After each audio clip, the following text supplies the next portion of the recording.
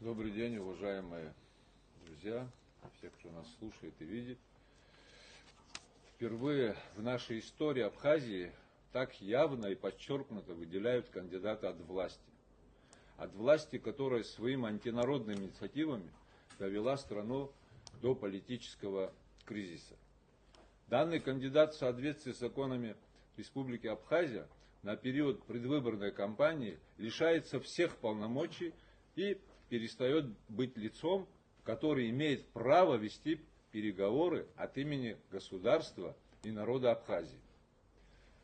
Как же так получается, что кандидат в президенты от власти Бадра Гунба ведет переговоры о дальнейших экономических и социальных проектах развития Абхазии в московских кабинетах?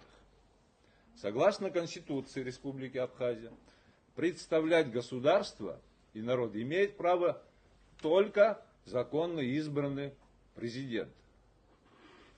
Считаю, что подобные действия Бадры Гунба показывают слабость его позиции в предвыборной кампании внутри Абхазии.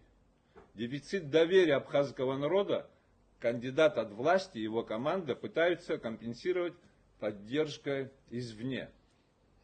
Такой подход разрушительный и ведет к очередному политическому кризису. Власть, которая с 2020 года вела разрушительные процессы для абхазского государства, в полном составе из последних сил пытаются любым путем выиграть выборы, чтобы еще 5 лет продавать земли и делиться суверенитетом.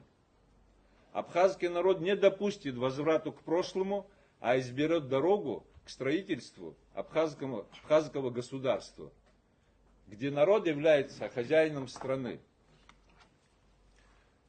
Наш многонациональный народ Абхазии достоин иметь право выбирать свое будущее самостоятельно. Спасибо.